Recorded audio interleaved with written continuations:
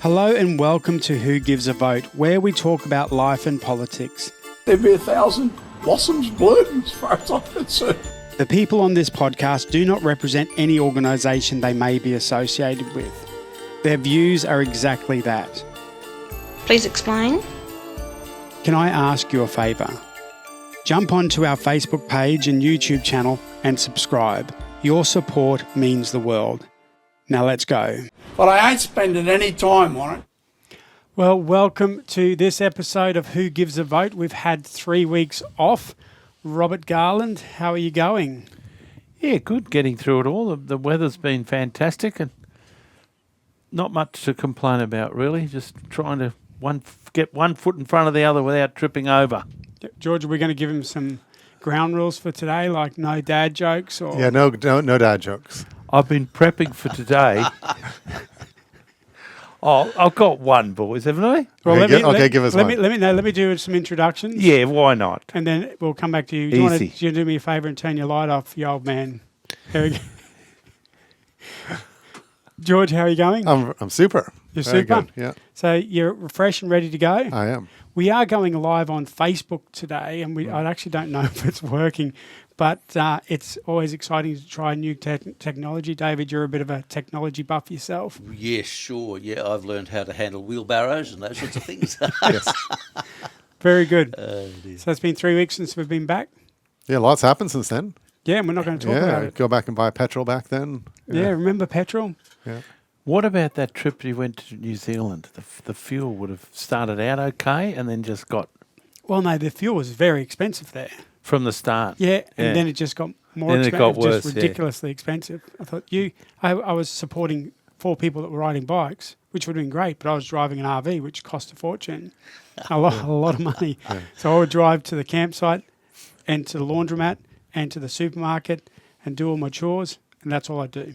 Wow. Yeah, it was an interesting time. It was a fantastic trip. I got to support my wife Dana and her friends as they travelled on the Aotearoa Trail, which was the from the top of the North Island to the bottom of the North Island.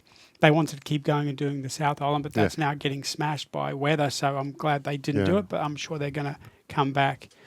Can I just flag, Stuart, that I loved every bit of it. I've never seen New Zealand like it, seriously. And I don't know how they did it day after day. 90 Ks, and then the next day should have been a rest. But then they did it again and again. And they're middle-aged. They're not super athletes. I was very impressed. The whole Dana thing. know you said that, but no, you are right. The first day was one of the worst. It was a massive headwind on the beach. Yeah. Some winds came over, and then Dana was saying, "We've got to do 22 days of this." But then they got into their groove, and they met some amazing people along the way. I got to interview some people, so I took a heap of cameras. And she got to see your dad. Yes, so you have been watching. Oh, mate, I loved it. It was a beautiful. I recommend everyone that likes travel, likes bikes, just likes greenery, and good humour and good spirit. It's a great watch. There's 14, I think, of them. 14 so far. There's 6 to go. So we're still working through them. I've still got a bit of late nights to keep it going. Very impressed your daily editing. Was I don't know how you did it, Stuart. Seriously, it was a lot of work. How's council been in the last 3 weeks? Very calm. Nothing to see here. No, we had a council meeting yesterday. Not a whole lot. We approved Carry Pines as the arboreal emblem. Yes, I saw that you are. yeah. And you did a walkthrough of the library. Yeah, this yesterday. week. The new library's coming along. It's looking really good. There's a slide in it. The new library's going to have a podcasting activity. room. The maker space, which will have 3D printers, sewing machines, laser cutters. It's a whole range of things. Meeting rooms. It's looking pretty good, the library. How does it work then for someone who wants to book a podcast room? Just book it in. Are you saying we could have our... we could have a competitor, yeah. No, you're saying we could book it. We could go there sometimes. Yep. You could host us. Is Yep. that what you're saying? Yeah, I'm going to have a podcast based out of it. Yeah, that's fantastic. What I'd like to see council really push, George, is that what is a library? We've got this image of crusty old books and sitting around and no one goes there. This is going to be like a theme park kind for of thing. the 21st century, for people to have a nice space to be in, to enjoy just relaxing. Absolutely. No, keep getting it out. It was a great watch. Thank you. The research we did when we were planning this building in the library involved a tour with myself and a number of other councillors and staff. And we went, for instance, to the Geelong Library, and that's a relatively new one, and their attendance figures went up by about 100%, I think, or a couple of 100% after the new library was open. It's a phenomenal boost to the community in terms of an opportunity to show them what a library can do for them. So I think it's a terrific development. And you spent a bit of time going through and researching that, but not only the library, but the whole facility. I'll get you to comment on that, but can you just lift your mic up just a little bit for me, David? There we go. That will, a little bit more. There we go. Try that. That's better. Yep. So how long did that process take? Oh, that tour I think was about 4 or 5 days, a week. I think we saw 11 or 12 libraries across 3 states. So it was quite an exciting time. Learned a lot, about what you can do with libraries, and that's the benefit of doing that kind of research. You extend your understanding of the possible, which is the way to bring everybody along. David, just to add to that, I way back in the dark ages, in the late 90s, I was involved with the City Heart Association, and we actually moved the Memorial Park to where it is now. It was on the roadside, and there was no greening. It was a mess. So the parking lot. Yeah, it was a parking lot, and obviously commercial issues changed, but the whole City Heart, in a sense, was split in two, and we weren't a city that could cope with that. I think it's so exciting for everybody that we've got a hub now that can radiate out and everyone can get involved. So, yeah, fortune favours the brave. It is a big number that's been spent, but it wouldn't have got any cheaper, and I'm a huge fan. It's there for the next 100+ years for people to enjoy. I'm really excited for our whole community because it gives it a heart, because you roll out from that, watch the shops come, watch the street activity. It's looking blue It's sky. going to be a great space with the library, the neighbourhood centre, the art gallery, the university, the shops, wet side. It's going to work well as a None of city. us can actually say that it was a stupid idea, because each one of us at some time when we were on council supported the progress of this actual building, isn't it? I believe we did well and truly, Stuart. That's true. It's interesting to see how those sorts of things develop. And you're right that this should re-enliven Pyalba as the centre. What made a huge difference commercially was when Bay Central opened back in whenever it was, early 1990s or thereabouts. I used to call it Bay Peripheral because that's where it was. I owned some commercial premises where I ran First dad joke, mark that down. First dad joke was from David. David, well done. I owned some premises that I ran my legal practice from on Torquay Road. And before Bay Central opened, I'd get a phone call every month from an agent saying, "Do you want to sell? We've got someone who'd like to buy." After Bay Central opened, I didn't hear from an agent for 2 or 3 years.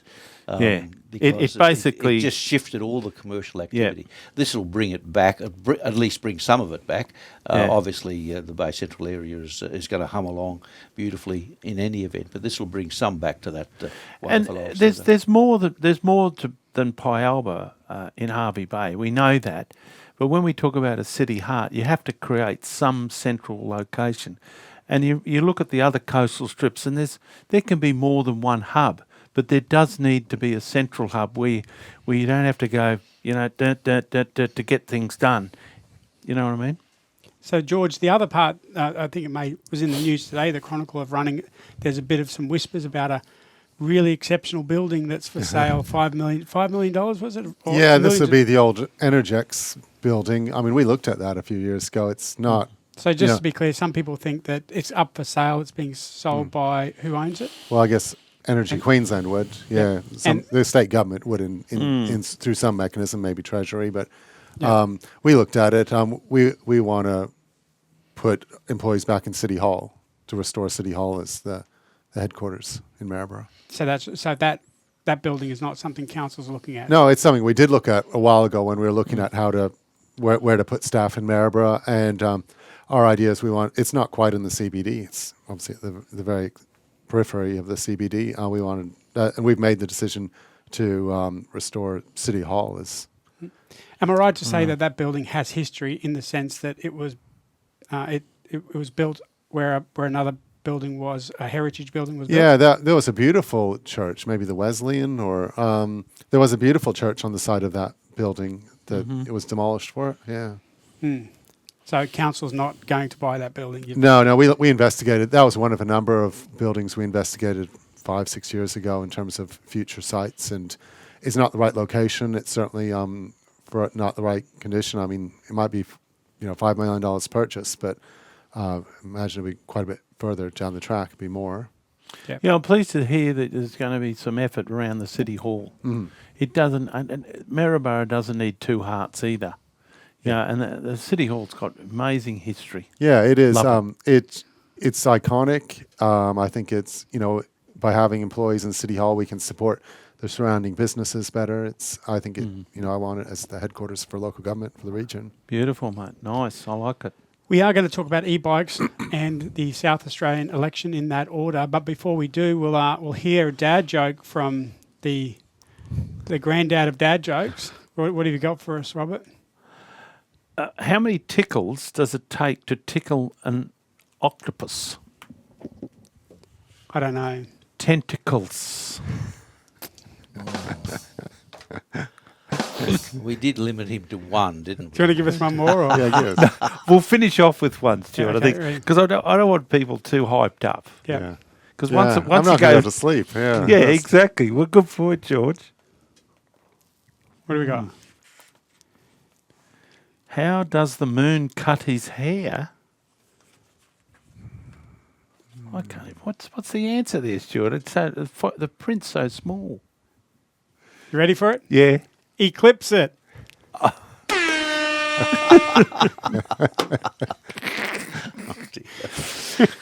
That was that's a great. good. That was awesome. We All can right. do. All right. So the Queensland State Government have announced some legislative changes that are going to come up soon in July 1st relating to e-bikes. I wanted to have that discussion broadly. If you're okay with it, I'll go through some of the basic changes. You should have it in front of you. The first one is that there is a minimum age now. So the current law is there's no minimum age. Now you must be 16 to ride a e-scooter or an e-bike legally. Whereas now you don't need to have a license. You must hold a Queensland learner license or greater. There was no offence for unlicensed driving. There is now a penalty of up to $4,500 or 30 penalty units. There was parental liability for illegal devices only. Now, parents will be liable for all offences committed by under 16s on e-bikes, including legal devices. Police were able to issue fines, are currently able to issue fines for specific breaches. Now they'll be able to do random breath testing. First offence seizures can get a potential destruction order of the device. So if you commit an offence, it can be destroyed by an order. So just checking, that doesn't include 4-wheel drive or 3-wheel drive scooters, or is there some wheel? How are they not including like senior yeah. citizens mobility scooters? Yeah, what is the definition of an e-bike? Well, it's by the size of the battery. Oh, okay. But we can check that. I don't know if you can check that up. Anyone who's Yeah, I just wonder what the how they not definition of an capturing- yeah. where are they going to draw the line? Yeah. Now, Interesting. if there's an offence, it can be seized or impounded after 2 Yes, offences. thank Now you. it's one offence. So these are some of the really big changes. Then retailers had no obligation. Now they must have prohibition signs and can Wow. be fined for selling to under 16s.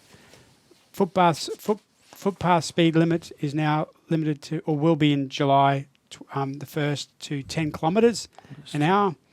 And then this is hooning provisions apply. Don't to motor vehicles only now, but they'll extend it to cover of e-bikes. So hooning provisions are where they can do destruction orders, and they're quite severe destruction orders. And then drink driving, they'll have the general limit and the middle limit. Obviously the upper limit as well, because you have 3 limits. You have the lower limit, middle, and then upper limits. So they're all the changes. Wow. George, what's your thoughts on these types of changes? Yeah, well, I mean, they're describing it as nation-leading e-mobility reforms. That's because it does go well beyond anywhere else. I think it really sets up an intergenerational conflict. Obviously, this is mainly first of all, impacts under 16s completely. So there's this whole cohort of young people who have been relying upon this form of transport to get around, whether it is to soccer practice, to school, to work. Not everybody lives in Brisbane and can get a train or a bus easily. So I think there's a real intergenerational conflict that's going to come out of this. People are used to these. So I think that'll hit them very hard. In terms of having a learner's permit, I assume a learner's permit is still just a multiple choice thing, and then you pay money to get it. I remember doing the learner's permit back in the 90s. The things you're talking about is roundabouts, and I just can't. I think if they really were going to say they're going to be nation leading, they should have at least had a new kind of license for it, which actually focuses on if they're concerned about safety, the safety wouldn't be the same thing as somebody getting a learner's permit. It's completely different safety issues. So yeah, I'm pretty concerned about it and how it'll impact a lot of people. Because it's the same law for somebody living in Brisbane who has public transport options to somebody, say, living, in Roma or in Winton, somewhere that doesn't have public transport options. I think it could use a lot more ingenuity to try and actually really address safety issues. And there are safety issues. I don't think it's justified what they're doing in terms of, say, banning all under 16-year-olds. Just because what I think it'll, and I think it'll set back at a time, especially when we don't want to be relying on foreign oil. I mean, these students who now won't be able to use, their mode of transport, in geography, they'll learn about the Strait of Hormuz, which nobody was talking about, 3 weeks ago. Like, we should be looking for ways to get people from A to B without needing foreign oil, and scooters and these bikes are pretty effective in that way. So, David, some of the principles that underpin a democratic society are, access to healthcare, access to education, access to transport and mobility, access to shelter and food. How do you see that? If you come from a wealthy family and you have access to 3 vehicles or 2 vehicles or support from families, this won't impact you as much as it would impact somebody who comes from a family with a parent without a vehicle. So how do you see that do you see some concerns in relation to the democratic freedoms that access to transport would provide with e-bikes for disenfranchised people? I hadn't thought of it in terms of a democratic freedom issue, but there's no doubt it will impact different people in different ways, and people who don't need that alternative mode of transport, they're in a different position from those who, aren't wealthy enough to run a car or, for various reasons, want to run a more economical vehicle, something that will hardly use much power at all. And we've seen people on television complaining about that sort of stuff. There are a whole lot of anomalies with this. I think when the matter was first mooted, and it seems only a few weeks ago that it came to a head, certainly the people I were associating with were saying, great, let's get some control over this. We've all nearly been knocked over on a footpath by people going at 25 or 30 kilometres an hour coming up behind you. That's fine, and that was a good idea in principle, but we're running up against the old problem that governments think they'll solve a very complex problem by giving about a week's attention to it. I think we can see some of the problems here. I mean, one of the things that I noticed, just flicking through your notes, is that under the old days, if you had a drink driving conviction, you couldn't drive a car, but you could still ride a bike. Now, I'm assuming that you could still ride an e-scooter. I haven't, been in the drink driving jurisdiction for a while, but the sort of transport that was the alternative while your licence was suspended isn't going to be available to you if you have to have at least a licence, even a learner's permit, because that's going to be suspended too. So there are all those sorts of anomalies that there are issues, for instance, with commercial operators, and there's a note in there that commercial operators will have to make sure that the people who hire their bikes are over 16 and have a licence. I'm not sure how they're going to do that, unless it's going to be sufficient if they simply ask the question, like, are you over 18 before you click on a wine site. If it's as simple as that, I guess it isn't going to impact, but it isn't going to be very effective either. So a whole pile of problems with this, which if they'd spent a bit more time, if they'd talked to you, Stuart, and said, look, let's go through your notes, I think we'd get a better result. Well, my concern is exactly that, is that someone who's participating in society and working, and let's say they get done for driving under the influence, so that puts them up at the highest limit of drink driving, which means they're not eligible for a work licence. They are potentially 15, 16 kilometres away from their place of work to their home. The solution to that, if it was a long extended suspension of their licence, would be to jump on an e-scooter, jump on an e-bike, and be able to get to work in a reasonable time and still participate in employment. Failing that, there's a potential where they can't, they wouldn't be able to, once they lost their licence, they can't ride an e-bike. So that then potentially, if it was just a bit further than a bike or walking would allow, or it's an intense job where it's labour and they would be consistently too tired to be riding back and forth. An e-bike is a solution. It's now not a solution, which potentially means, for a 6-month, 1 year suspension of a licence, they lose their job as well. Is that fair? Is that a just cause? Is that a just outcome? I don't think so.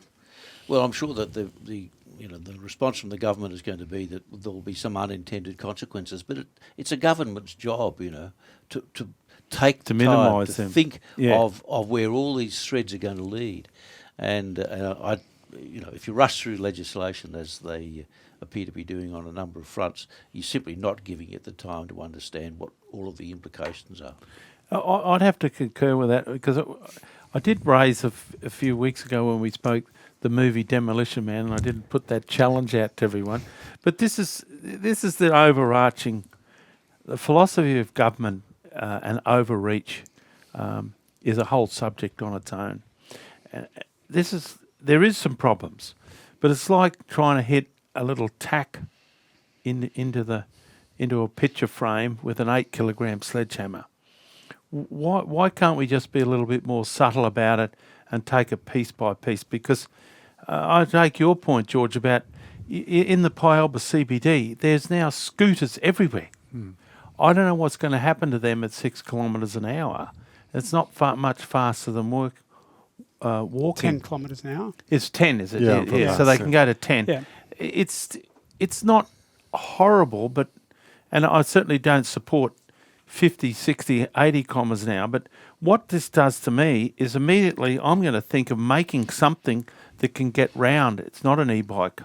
Do I add another... a unicycle. Yeah, I make it... You do... Well, there are those. There are powered unicycles. Yeah. Yes, but I was just trying to get a definition while you're talking. In Queensland, an e-mobility bike or electrical bicycle are officially defined as pedal-powered bicycles with an electric motor that assists the rider, featuring a maximum continuous power output of 250 watts. Now, this is just basic II. I haven't done any research, but my issue is that the prohibition, the crushing of this is going to force manufacturers and users to work out something. What's wrong with getting a 4-wheel scooter and putting a little V8 on it and using that. And that's not now, that doesn't come under the e-bike legislation. Yeah, my concern is as it stands, and I'm sure they'll work around those sorts. You think so, They'll Stuart? Do you think- plug those gaps. They'll fix those because effectively they're going to get rid of scooters off the road to deal Right. to. But I want to go back to you're involved in the sports precinct. You've been out there watching Yeah. kids train. It's not a close place to get to for a lot of kids. There are a lot of kids you see them either involved in sport, involved in the arts, involved going down fishing with their mates down at the pier. They're involved in life. They're getting outside, and they're engaging in our community, maybe in a way that some people find frustrating, but they're still out there. But they're doing not something. hooning. Yep. They're living. Does it concern you Yeah. that this is a step back toward the Xbox or the PlayStation or Fortnite or another video game Yeah. instead of being out? Yeah, we want young people outside. Yeah. Yeah. To me, it reads quite crushing. To me, it's a bit oppressive, and I hope that it can back off a little. Obviously, the hooning has and the deaths have triggered a fair bit of reaction. But, Well, let's you look know, at that. I'll see if I'm sure I've got this figure here that's somewhere. very which unfortunate. Yeah. which I wanted to, and I'm trying to remember which one I've got. Let's have a look. There we go. So if we look at here on activity, because I went through and had a look. Mm-hmm. If we look at deaths per year in Queensland on average, and it's approximate, for motor vehicle crashes, it's 300 per year deaths, not for 14,000 hospitalised. R.I.P. mate. Conventional bicycles are 10, 6,000 hospitalisations. For e-bikes, it's 4 and 2,100. Yeah. Wow. That's great, Stuart. So- Well done. Yeah, so my question is then, if the argument is the number of deaths, the quantum of hospitalisations, that it's a crisis, the figures don't reflect that, David. They certainly don't. I mean, that's a very small number of deaths, tragic though they are. The hospitalisations are significant, though. I mean, that's a fairly large number, 2,100 compared to 14,000 odd for motor cars. And 6,000 for bikes. I mean, and also you'd want to look at how many actual e-bikes there are. I mean, obviously there's a lot more cars than there are e-bikes. Yeah, As yeah, a percentage, yeah. yeah. And I would suggest there's a lot more. The growth in e-bikes has been significant, the same way that when young kids started riding BMX bikes back in the 80s, there was significant injuries and significant deaths. As people, as you get used to a new piece of technology, you create education and awareness, and you train people, and people start reacting responsibly with that technology. Even with, do you remember the days of skateboards back in the 60s and 70s? My goodness, how many people came off those? I know I came off. Yeah. That was a doctor's bonanza. Yeah, so, but there is a way of managing that. I'm wondering whether or not this is reactionary because of the type of social media we're seeing with, recalcitrant kids causing mayhem on e-scooters. Is that part of the reason why they're unsavoury? Is it part of the reason because I agree. the type of person that people perceive ride scooters are people who can't afford a car or don't have a job or are little rat bags who are running around after school causing grief? Is that the reason? It's an easy target. Yeah. Very easy target. I'd agree, and it seems that it's like that legislation we looked at the other week for banning a certain sentences and things. Again, now comes the let's get back to normal by shutting this down. It doesn't work. You have to work with people, and maybe communities should be allowed to work out their own scooter plans. I mean, if we're looking for innovation in anything for the good of communities and the nation, transport like this is good innovation. That's true. And when we looked at this on council, when we we had operators wanting, permission to run a commercial operation, and there were some fairly significant numbers of people using them, and so far as one could tell from the Times, for work purposes. Yeah. So you were keeping a lot of cars off the road. You were saving a lot in terms of, utilisation of fuel and the like. And I think there's been quite an upsurge in use of them just in the last few weeks due to the petrol Middle price. East crisis. Oh, absolutely. That's right.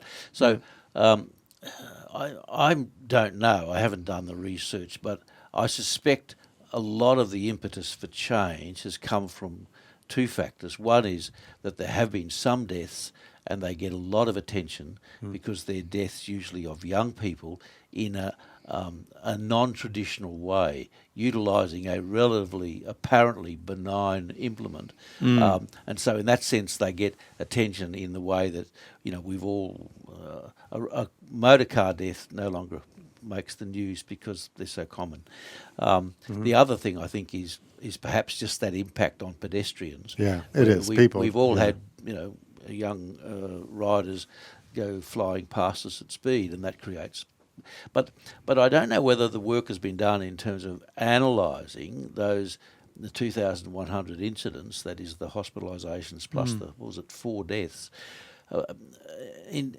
to analyse what aspect of this bike riding or whatever has caused that accident. And I think it's that sort of analysis. It's a bit tedious, but it can be done. It's that sort of analysis that gives you an idea of what it is about the activity that's causing the problem. For instance, getting back to my point about the fellow who loses his licence could have used one of those to get to work. We discussed that earlier. Now, that sort of person isn't likely to be the kind of person who's going to create a problem on an e-scooter. They could be, but often that'll be a relatively mature person who's lost his licence and is simply using an alternative, more modest means of transport for essential things like work. It'd be possible to deal with that, for instance, by putting in provisions which say, well, if the circumstances of your losing your licence had nothing to do with e-bikes, then you could get a permit to ride e-bikes. Or some mechanism like that. George raised earlier the question of whether the licensing should be looked at afresh as a different approach to licensing, and rather than trying to squeeze this into a licensing system established for motor cars and motorbikes. I just suspect none of that serious work has been done. And So what let's about, if I could just add quickly, Stuart, the flow on of that is how is this going to be policed? We've already got rules for push bikes, and it's a $30 fine. It might be raised since the last for not wearing a helmet. Now, I see people not wearing helmets every day of the week. There's no one out there yellow carding them for a $30 on the. It's a $30. It may have been $50. This will be policed because it is the thing at the prerogative moment of the state government and the premier. But then at the time, are they going to police bikes? Or are they going to police scooters? Well, that's because there's breaches in those vehicles now. I want to bring you back to that point on licensing as well. And there's a comment made by Dr. Matthew Burke. I believe that's the one. Any reforms, there's two of them, I'm going to read them both. Any reforms must protect the rights of Queenslanders to ride safe, legal bicycles and e-bikes without unnecessary barriers. This is not the time to make safe cycling harder or less appealing. Correct. And then further to that, another advocate from Bicycle Queensland went further and said linking e-bike usage to driver licenses makes little sense. That's a system designed to show you're safe to drive cars. It doesn't equip people to ride e-bikes. Well said. Is that a fair comment? Yeah, I think so. Yeah, absolutely. They're right on the point. And it comes to the point, and here's another thing that they've also indicated is that in some parts of Queensland, there are suburbs where 30% of households do not have anyone with a driver's license. If you grow up in a house where no one has a driver's license, if you grow up in a single parent family where either the parent has lost their license or has never been able to afford to get one or has no need for it because they can't afford a car, why should you be disadvantaged because you can't access transport like everyone else. So you don't get to do those things. You don't get to engage in society in a meaningful way like other people. How is that fair? I don't like e-scooters. I'm not a big Yeah. fan of e-bikes for a variety of reasons. But I understand how empowering they have been for people who potentially have been raised in a disadvantaged life, and they now have a little bit of access to something that is Or cheap maybe and not affordable. fit enough to ride a bike. Yeah, It gives them it gets them out of the house. If because you've got to be reasonably fit. Yeah. To get and around you're where addressing there's the hills. safety. I mean, it's a Yeah. 10 kilometre an hour limit, isn't it? So they're addressing the safety of that. I mean, you can ride a bicycle much faster than that. So it's 10 kilometres an hour. Like, why are they really going much beyond that? If it's 10 kilometres an hour, you got to wear a helmet. When you can go much faster on a bicycle. Or what's the 25 kilometre an hour? Is that that's maximum speed. So off a footpath. off a footpath on a road? Yeah. Yeah. Yeah. So- So I mean, surely the speed limit is the way to address the safety, and they can do that for future material, future ones. Governor, put a governor on. better bike and scooter lanes Yeah. would be a start. That's a great outcome. and limiting imports Yeah. is sort of the Well, the governments have not thought about active transport. We've been basically bus, trains, and cars. And we've talked about that. Harvey Bay's actually spoilt with a lot of footpaths. We've got the railway corridor, etc. There needs to be more of them. You need linked footpaths. There's a shortage of them. yeah. So Why are these people having to go on the roads? So here's a quote I was talking about before. Queensland has whole suburbs where around 30% of households do not have anyone with a licence. That's exactly where safe, legal e-bikes are really helpful to provide transport solution. This proposal will take that away. I think Robert's point was good about less fit people, and I mean, I certainly know a number of people who have been very active bike riders all their lives, but they're getting a little older, and some of them are, their sheds now contain one with the motor in them, so that they can still maintain that lifestyle, Sense of freedom, even yeah. when they're not as capable of pedalling as they were. I think this is a classic case of a solution not fitting the problem, and Well said, governments. It's the sort of rushed legislation that sadly we see all too often, and that's one of the reasons, of course, why the statute books are cluttered with amendment acts, isn't it? That up to 6 months they say, "Oh, that wasn't such a smart idea." Yeah, how do we get this off the front page? Let's bring down the sledgehammer, and then see what happens. So the state government and other state governments and federal governments, when they have made a decision that's impacted somebody who's purchased something lawfully, have set up systems to compensate. And I'm talking about Weapons Act, where there's been buyback schemes. Someone buys a Category C weapon and they lawfully purchase it. They are then compensated because the government of the day, whether it be the state government or the federal government, purchased that item back off them. In the case of firearms that were legal and then become illegal, there's a process that's followed and there's a buyback period where there's a transition. Why do we not have similar legislation that supports parents and families and young kids who have purchased up to $5,000 e-bikes as early as Christmas time? Will the state government, wouldn't it make sense to have a buyback scheme where the state government took the burden of that cost? The number would be frightening. That's why they don't want. Well, so was the purchase of firearms. But Yeah. I suppose the only difference is one group was typically conservative voters who would remember, and the others are not. Perhaps that's so. I mean, It's a good point. that kind of rushed legislation certainly works hardship in those circumstances. You might, for instance, there are a number of ways you can address that. One is to bring the legislation in with a long lead time so people can organise their affairs. Another way might be to allow them to sort of put in grandfathering clauses where if you already own a bike, these rules won't apply to you, for a few years, so that you can work your way into either making sure you can comply or selling your bike or whatever it is. But I'm not aware that there's any of that sort of stuff in this legislation. And we only see a small number locally, but in the cities there must be tens of thousands of them just running around like ants, and how is all that going to change? All that, George touched on it. Young families, young kids, they're now thinking about, well, how am I going to get to school? A lot of kids don't catch the bus. In Harvey Bay, I reckon there'd be 200 or 300 kids every morning, because I live and work in Pialba, going to Harvey Bay High. They're certainly not 16. Anyway, So the cost of an e-bike is anywhere between $500 and $5,000. Many families have invested now in thousands on what are going to be prohibited devices. It doesn't seem...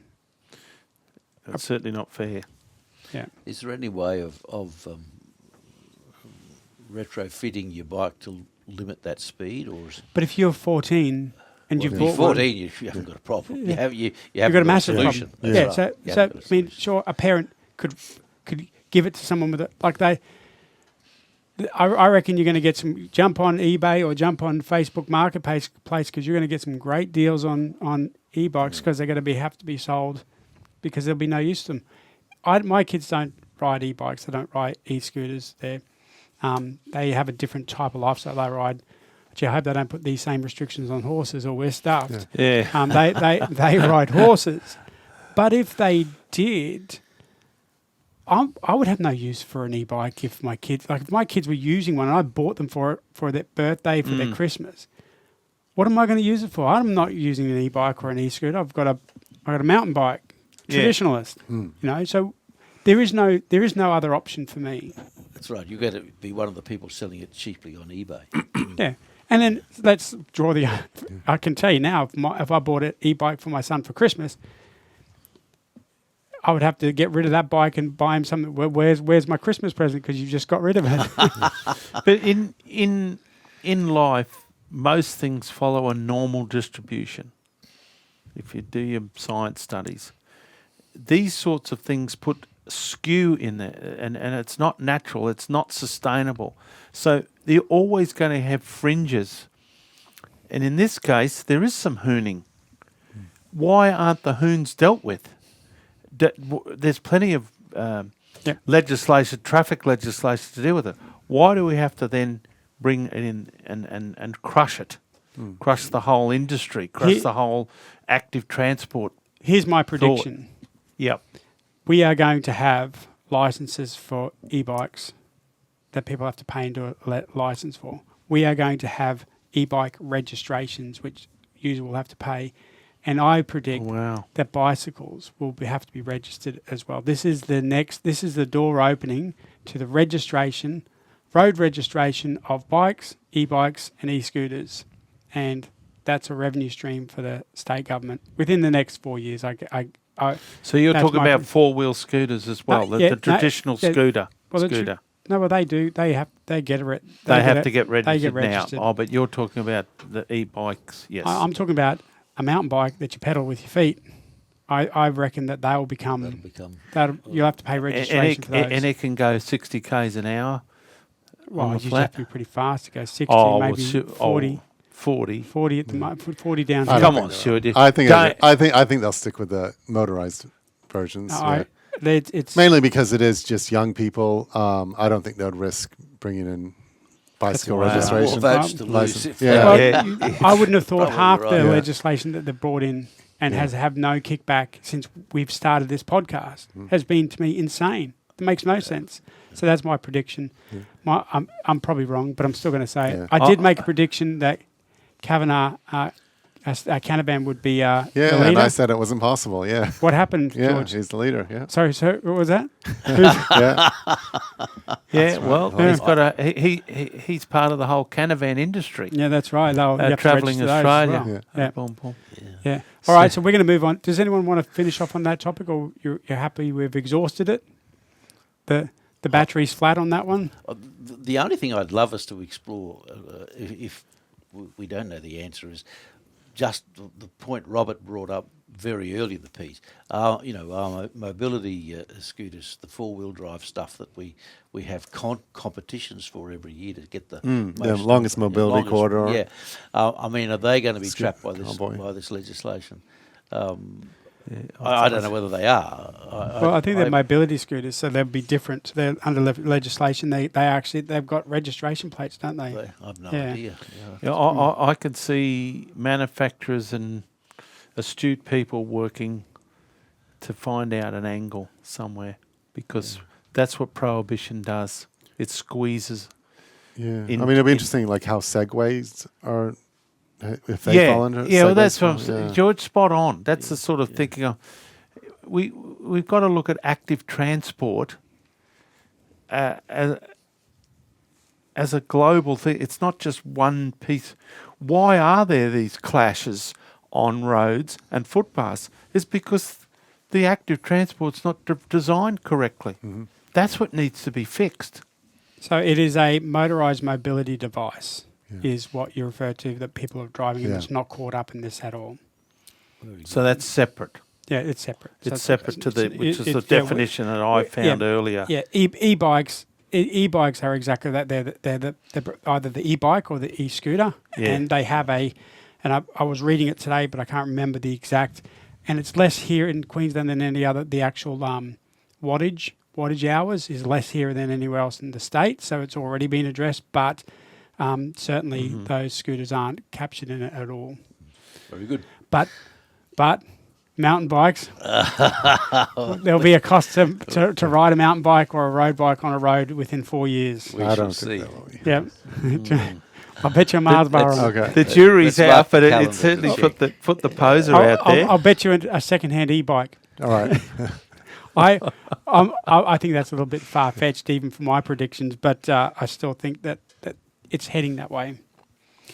All right, next topic, which is one that I'm trying to get motivated about, but David, you're probably more excited about this topic, the South Australian election.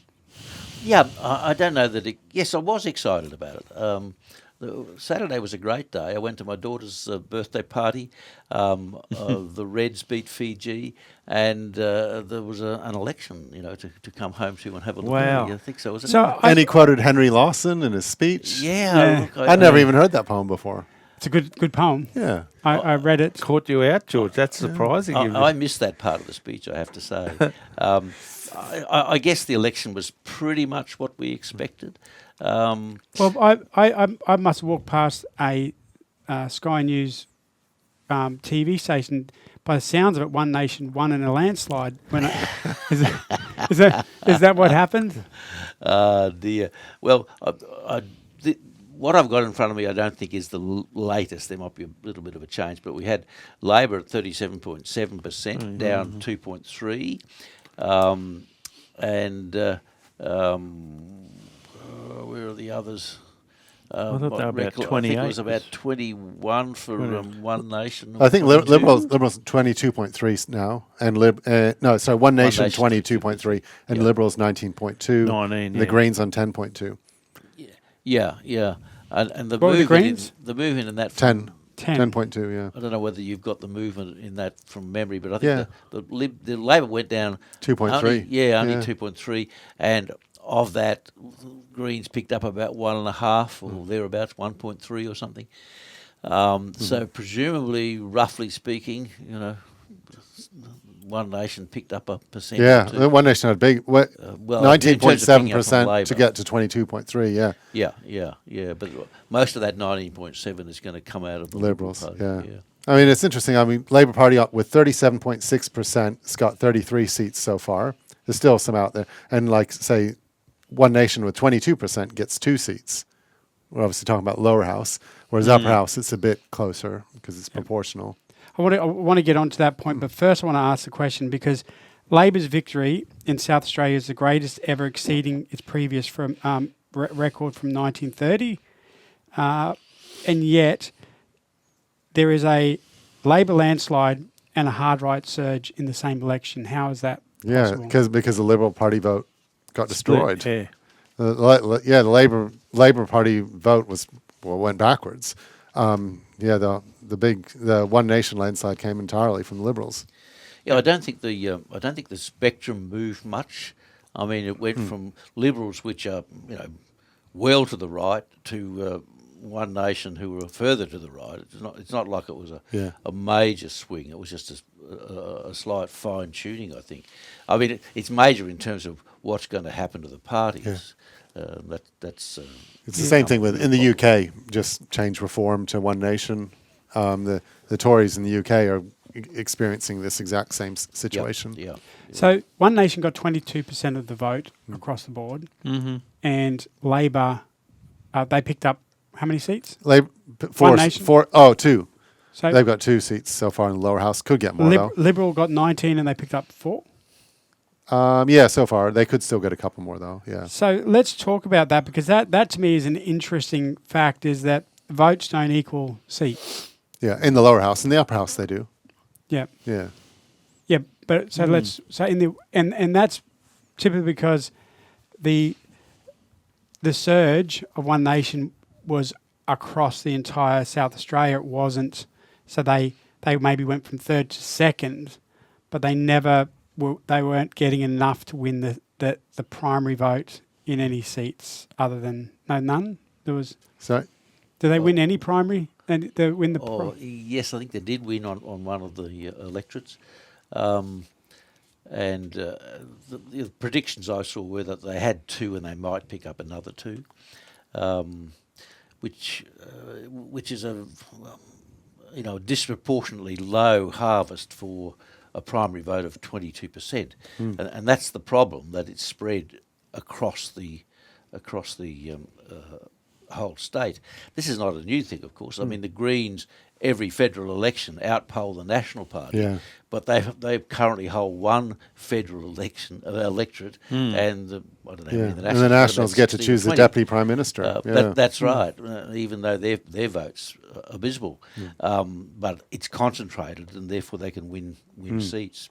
It did make me laugh that Canavan did have some sort of joke about how Liberals were celebrating coming third, and how can you celebrate coming third in a race? I'm thinking to myself, that's where Nationals sit nearly all the time, isn't exactly. it? Isn't that just isn't he? Who's he arguing about, himself or the Liberals? I saw an article this afternoon on media somewhere where the writer was quoting Senator Jane Hume, who had said that what the South Australian election really teaches us is that Australians want change. And he pointed out that clearly they'd voted for the same government. They didn't want change. They voted very strongly for the incumbent government. And I think his comment was that Hume's analysis had all the sort of hallmarks of someone who's just woken up from a coma, which I thought was a thing that I'd like to throw in as a novice, as far as analysing parties, is what I grew up when, probably David not far from it, is just the red and blue, the classic red and blue. And I think we've seen a quantum change, and I liken it to us going from pencil and paper to analogue to digital, where essentially there's been a nuclear fission of thought. So we've now got hundreds of TV stations. I don't know how on earth they all survive, but there's just you could watch shows for the next 2,000 or 3,000 years and not get a repeat. So what we're seeing now is a quantum change in Australian politics, where we're not going to have a red or a blue house. It's going to be multicoloured. And so the rise of One Nation is... See, I grew up with DLP, the Democratic Liberal Party, and that was the swinger. Look, you don't hear people talk about swing voters anymore, because they're not. It's basically fragmented. We'll call them frag. So when they're looking for change, there's no logic per person. It's just I'm angry, and I want government to do something about it. Because when I grew up, you weren't as dependent on government. Most people default, well, why doesn't government fix it? I remember as a kid, I never had my parents talk about that. They basically worked on trying to fix it in the family, within the neighbourhood. Whereas now, we're saying, well, government's got to fix it. The ones that's in there now we don't like, bang, let's hit them with it. So I think we've seen a quantum change. And the beauty of looking at One Nation is they've actually seized on that fragmentation, and they can see the dysfunction. Why did Barnaby jump ship? He's had a look at the numbers. We're seeing a quantum change in Australian politics. And if the big players don't figure it out, they're going to miss out. And the Liberals didn't figure it out, and they're missing out. Yeah. That's mine. I think it's going to be interesting to see what happens with One Nation. I mean, a month ago I was writing a letter to an old colleague, and I sort of said, that I didn't see I really thought it was very unlikely the Liberals would collapse entirely. That's probably still my position, but I think they're looking a lot more susceptible to that fate now than they were. But one election is one election. I mean, One Nation's got a history of doing well, glowing brightly and then fading quickly, and that may happen again. But I think it's a little bit different this time, David. Well, I think it is. It's stronger. And in a sense, you've hit on the point that there's a huge protest vote. Thank you, David. The disaffected group, and we're seeing it with Farage in UK. The UK, really. So MAGA Trump is the same sort of phenomenon. So that's the change. Whether that's sustained in the longer term, because the main criticism of Hanson's One Nation, apart from her particular specific policies, the main criticism is that she doesn't have policies to address these things. It's more a case of she has a whinge. She says this is. Which is her democratic right to do so. Sure, but it doesn't of itself solve problems. No, and the question will be, can that 20+% support be sustained as it becomes obvious that she's not solving problems? But I pulled out some figures this afternoon just before I came down. The Australia Institute had commissioned a poll on the Farah by-election, which is coming up on, is it May the 6th or 8th or something? Early May anyway. And One Nation are in the lead there. On 28.7%. Yeah. Wow. In the poll? This is the poll, obviously the election hasn't been started yet, but this is just opinion polls. And I got the impression, I didn't see the full tables, but I got the impression that Labor wasn't part of that poll. One Nation 28.7. Michelle Milthorpe, the independent, I don't know whether she calls herself a teal, but she's supported by Climate 200 and me. She is on 23.3. The Liberals on 19.1. The National Party, a seat that was Tim Fisher's seat, 5.2%. Wow. 5.2. And the Greens on 3.9. So, One Nation vote is holding up there. I guess that's the kind of demographic you'd expect them to do well. Yeah. The further you get away from the capital cities, the stronger is the vote for those hard right conservative. Well, we're not going to change the government, but what I'm going to do is I'm going to tell the government we don't like what you're doing. Essentially, that's it. That's what it's doing. Yeah. And one of the commentators said that might have impacted the One Nation vote positively for them on the basis that it was a protest vote when people realised that Malinowskis wasn't going to lose. So they didn't have to sort of vote for him. He was going to get there anyway. They could afford to show their protest vote.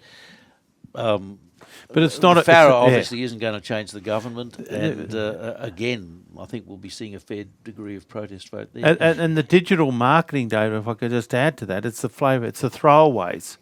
Well, what's the government doing about the petrol price? And all you got to do is just bang, media picks it up, boom, it runs and then Pauline or Barnaby come out and go, well, we haven't got a plan. That's all I got to say. Yeah, yeah. A job done. Well, You know, protests in place. One of the fascinating things is, as someone who loves to study the nuts and bolts of elections, one of the fascinating things that I'm wondering about is what the preference deals will be. I mean, in South Australia, the Libs preferenced One Nation. That's the preferences, of course, being a recommendation on a how to vote card. It doesn't mean people will follow it, but that was the way they did it. I thought that was madness because One Nation is the people trying to steal their patch, trying to knock off all to. But Blue couldn't support off. Red. So why would you want to give them a leg up? Blue supports Blue. Once they get into, that's no doubt the thinking. But once you get One Nation getting seats in Parliament, they get more money, they get staff, they get more experience, more publicity, and so on. So you're really eating away at your own constituency. Mm-hmm. The same thing's going to happen in Farrer. I mean, it wouldn't be, and I don't know what they're going to do with preferences, but it would make sense to, if I was working for the Liberal Party or for Millthorpe, to try to do a preference deal between those and freeze One Nation out. Yeah. There's not a big percentage in it. If the Libs preference Millthorpe, she'd probably leapfrog it, especially as you'll pick up. That's what Green it's looking like. That's what they'll do. Yeah. We've reached 1 hour. We've reached 6:30. We're going to wrap up. I was trying to give David a... Was that the appropriate sound for? That wasn't a direct correlation to your comment. we might need a clock, Fortunately, Stuart. I had next finished. time. We might have a little should clock Should I have gone something like? Yeah. Time to finish. Yeah. There you go. Wow. They loved us. They loved did. us, didn't they? Are we finished? So we do have to close because we are hard out at 6:30. Do you have any final quick comments you want to make? I've talked too much. No, certainly. George? I just want to say I think it's really interesting that people are so interested in the redistribution that's happening right now. There's a lot of talk in Harvey Bay particularly about the redistribution. Maybe we'll talk about that next week and ask if anyone's got any interest to talk about it. It was one of the things I was looking at, but it was just... I've signed the petition. The petition? Yeah. And can I ask you, and that's about Harvey Bay Hospital. Yeah. Why? Can you tell me why it's important that the Harvey Bay Hospital should be in the Harvey Bay electorate? If you're lobbying government for particularly one of the key pillars is health is health, a key state government. Yeah. You don't want to go 100 metres down the road and say, come over here, the two of us will go and do it. It's just logistics. Yeah, and it works better if there's one in each. So, if you're the member from Maryborough, you don't want to be conflicted. No, that's right. And I just think it's a funny line, and health being such a it's one of the. Let's say, for example, if one of the like Yarrowlee State School, do you feel strongly that should be in the Harvey Bay electorate? What is Harvey Bay? It keeps expanding. Yarrowlee, but most of the people that go to Yarrowlee live in Harvey Bay. They live in the electorate of Maryborough. They live in the electorate of Maryborough, but basically see themselves as Harvey Bay. It's just I'm sure it's the tale of two cities. Where else have we got those examples? Probably was that the Bargara, best of time and the worst of time? Is that the start of that? Yeah, that's the one. It was the best of times. It was the worst. Yeah, of times. there's quite a few little twin cities around that would be suffering the same thing. It's Yeppoon and Rockhampton. Yeah. They de-amalgamated. There are some anomalies. For instance, my old Division 6, would be cut in half. Like the Point Vernon bit will be in Harvey Bay, the Eli Waters bit will be in Maryborough. Whereas, in fact, those communities are getting closer as that link between the two suburbs gets very close to being completed. And yet there's bits of Harvey Bay extending, virtually to Susan River, as I saw the map, and they really don't have anything in common. I mean, if you had to sort of work it out, that's a much more natural fit with Maryborough than Eli Waters is. But the numbers don't stack up. I haven't done the numbers. Obviously, Eli Waters. It's like a complicated Tetris. You've got to try and make it all align. Or a Rubik's cube. Yeah, and they're not doing it just for Maryborough and Harvey Bay, they're doing it for Bundaberg and North Burnett. Callide, and Callide now comes into and Burnett. Yeah. Burnett's the worst. See, it case. doesn't make any difference in a city, whether you're in Toowong yeah, or where Taringa. Everton meets Sheriff. Yeah, Sheriff. you know, it's a nothing. Yeah, but if Here it's very parochial. well, yeah, I think so. But we have to go. It's past 6:30. We'll talk about this next week, guys. Thanks for. Could I joining just us. say one thing, Stuart? Yep. Absolutely amazing for what you did in New Zealand. Very proud of you and your family. Shout out to And Dana, Susie, and Scooter, please and dad jokes next time. and Larry. But the prep for you to find the prep time to do this, well done to you. Thank you, mate. I have what my daughter calls it, and my psychologist, obsessive compulsive disorder. But we can talk about it We'll another day. tick there. Cheers, Guys, mate. thanks for your time.